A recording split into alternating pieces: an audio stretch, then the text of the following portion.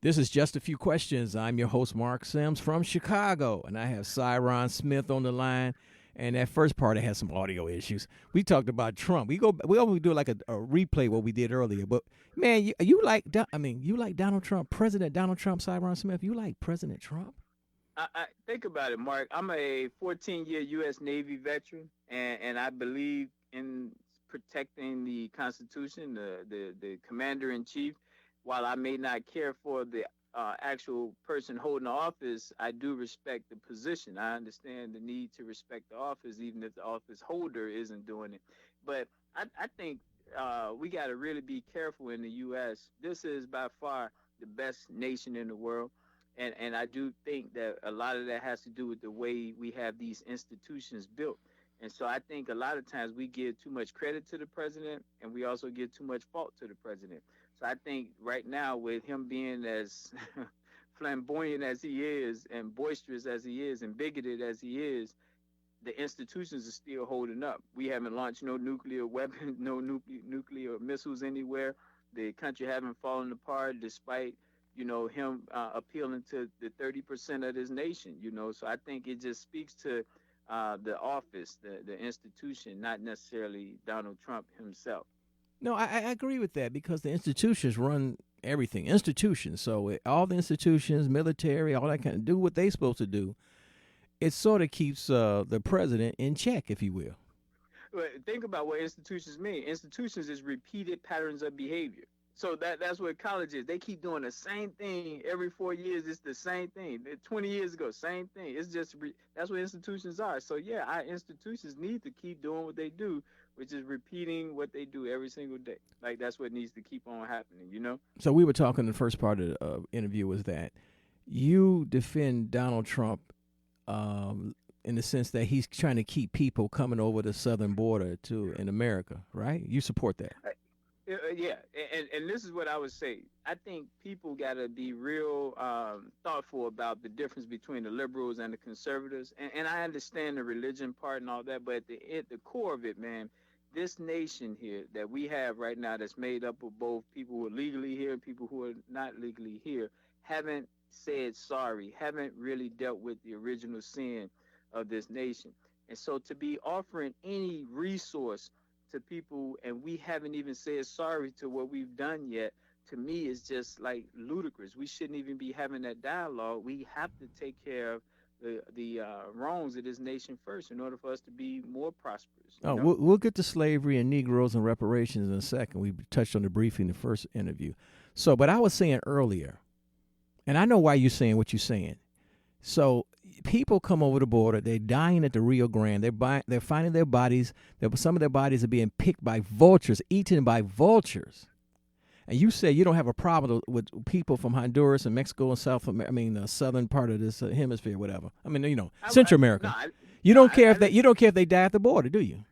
No, that's just provocative language, and I understand that. No, I'm saying, but do you care if they die at the border? Here's what I say, Mark. Death is coming to every single person in the world. It's inevitable. So I don't get scared about the death argument. Like, that's the worst thing a person could do is try and scare me. They're going to die. You're going to die anyway. I'm going to die. So death isn't it. I care about how are you living now. And that's the real issue. What about now? What choices are you making right now? How are you adding value to society? Yeah, but do you think now? the United States of America should feed, clothe, and give health care to immigrants crossing the border? The southern border. What I said to you is we have to take care of home first. You as a so the father, answer is Mark, the answer is no. The answer no, is no. No, I wouldn't be boxed into a yes or no. I'm saying it's a phased approach. They had to go to the back of the line. We have to take care of the veterans who given a lot for this nation to be where it is right now. We can't have veterans out here homeless, starving, and we're taking care of others. It's wrong us sending so much aid to other countries, other nations right now through our military budget when we got black people in horrible shape in the inner cities. So what I'm saying is let's stop ignoring those suffering in silence just because this is something that's provocative and get a lot of people talking about it. Let's talk about those. So you're for America first. You can say that, but here's the problem with that statement. I tell people Americans first. America and Americans, United States citizens first. That sounds better because it's so imperialistic for us to say America. You You got got United South States. I mean, America United too. Like States who the citizens heck are first. these You're for states? them first. The people come over the border. If they died, I'm sorry, No, or you're not if they sorry. die. We will die. Everyone is. But I'm So saying, let's but stop you, but you, using but death. you know what I'm All saying. of But us you, would you die. gotta, we gotta free. All of us would die. We just Now can't I let know people what you're die. saying, but that's provocative. What I'm saying is Yeah. that's not the issue. Them dying. I might be dead So you soon don't. as Yeah, I y'all know get you. this Okay, we broadcast. we done So that. We done that. You don't care if they died at the borders. Let's move on. America first. But also, you said earlier, you think the descendants of the African slaves should get theirs first. big time. Think about this, Mark. When you look at who has the worst credit out of all groups in this country, we do. Who is the highest unemployment out of all groups in here, we do. Who gets shot by the police most by all groups? Who's locked up more than anyone? Like, are we born with something wrong with us, Mark? How did this happen? Who's benefiting from this? So how can we be talking about taking care of someone else? That's like, Mark, if you got a baby and you over here worried about my baby, you go home. Take care of your baby, So your Mark. thing, Then it's come not over that here and help my baby. you're against immigrants from the southern border. You really for African Americans getting their share first. I think as a human being, a person that loves humans across the board, you have to prioritize who gets aid and when. And what I'm saying is we have to take care of those suffering in silence here first, and then we can take care of others as a humanitarian effort around the world. That's what I would say. So for me, it's a pecking order, and I just don't appreciate how some people, because they're the loudest, they want to put their pecking order ahead of someone else's. That's what really is frustrating to people who think like me.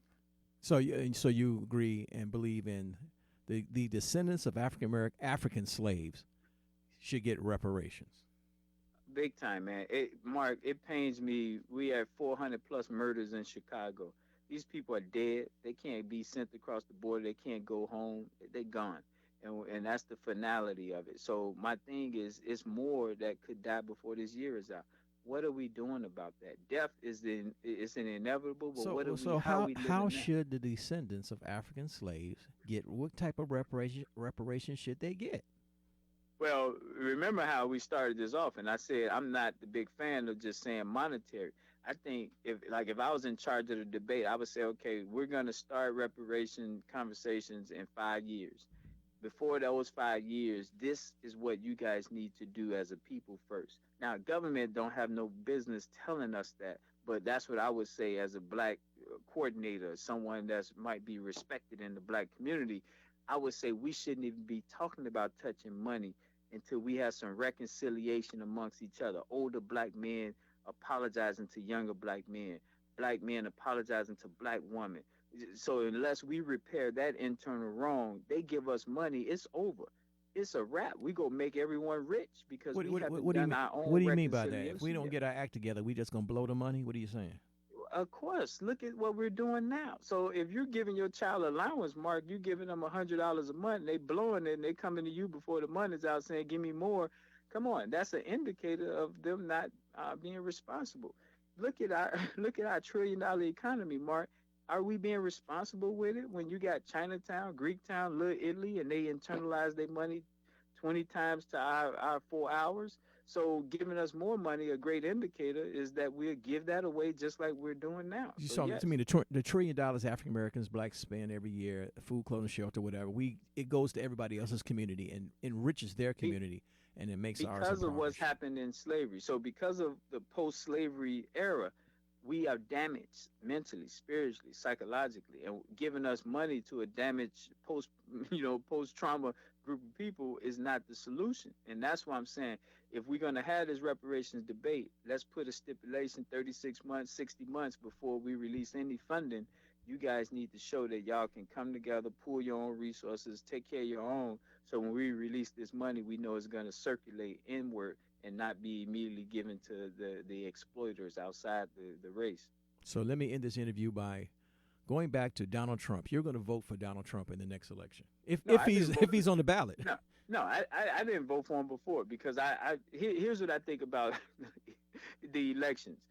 There are always going to be winners and losers, Mark. But that's why no group of people, no race of people should be dependent on government. We should leverage government. So during my 4 years of losing, if my team lost, my culture will pick up the slack. And then when we get our act together, then we win. Now the culture can dial back their support of me. So that's how I think all groups except blacks in this country operate. When the government isn't doing what it could do for the culture, they pick it up. We're so divided, or we're so exploited, that we don't do that. And that's why we end up being so dependent on government for so much of our basic needs. Syron Smith, once again, it's been a pleasure. I'll talk to you next month. Appreciate you, man.